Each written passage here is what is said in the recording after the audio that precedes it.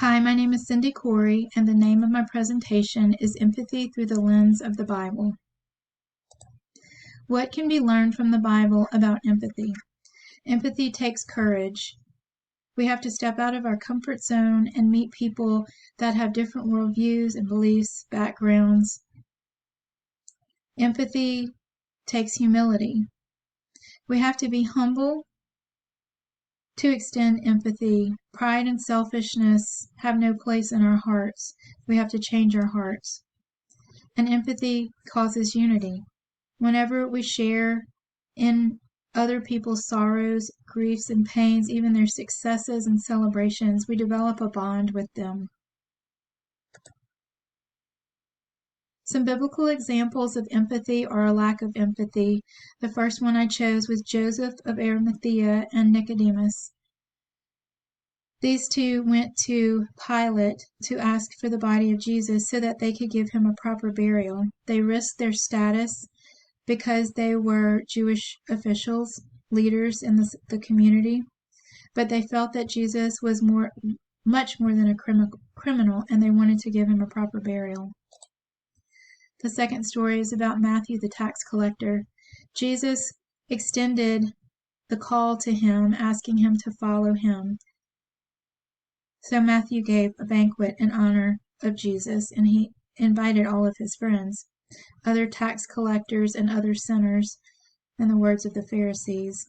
Jesus sat with them, he shared a meal, and he shared conversation, and he enjoyed the company around him. But the Pharisees judged Jesus and asked the disciples why he was eating with sinners.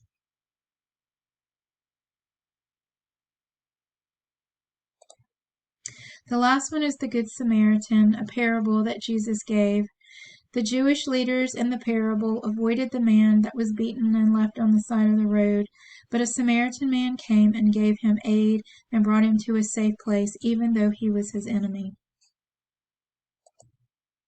One of the stories in the Bible about Jesus showing empathy that I like is the synagogue official's daughter being restored to life and the unclean woman being healed.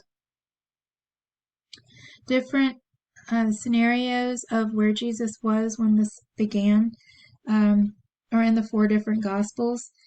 So I'm not sure exactly which one is 100% correct, but it's safe to say that Jesus was busy. He was either teaching or visiting or sharing or showing empathy with someone else, and he was interrupted. First, he was interrupted by the official coming to him, asking him to come back to his house to heal his daughter or to bring his daughter back to life.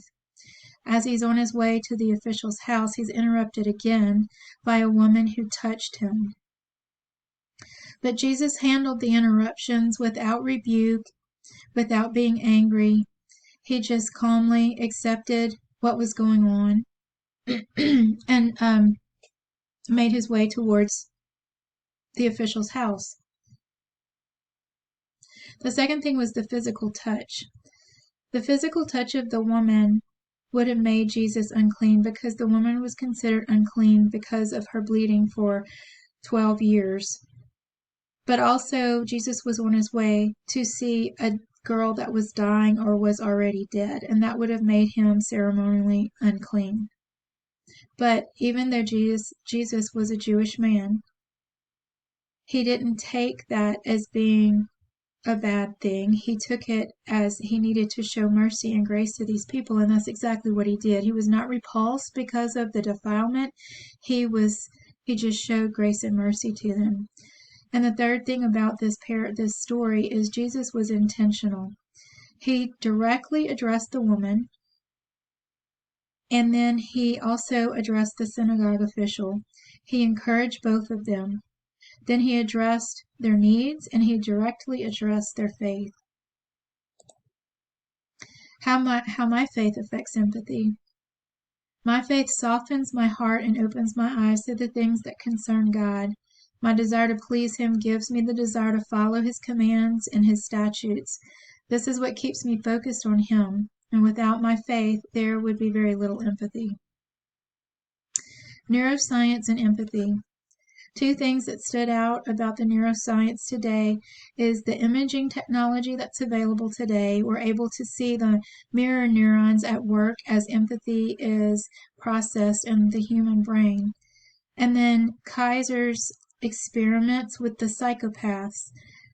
When they first saw images of people being harmed, the mirror neurons were not affected very much, but whenever the psychopaths were asked to try to be empathic, it actually engaged those mirror neurons, which leaves me some hope that other people can have some success in learning how to be empathic. In conclusion, Jesus is our example of empathic listening and behavior. The Bible is full of his examples for us to follow, and we will be able to apply biblical examples to the scientific findings, helping us to help our clients.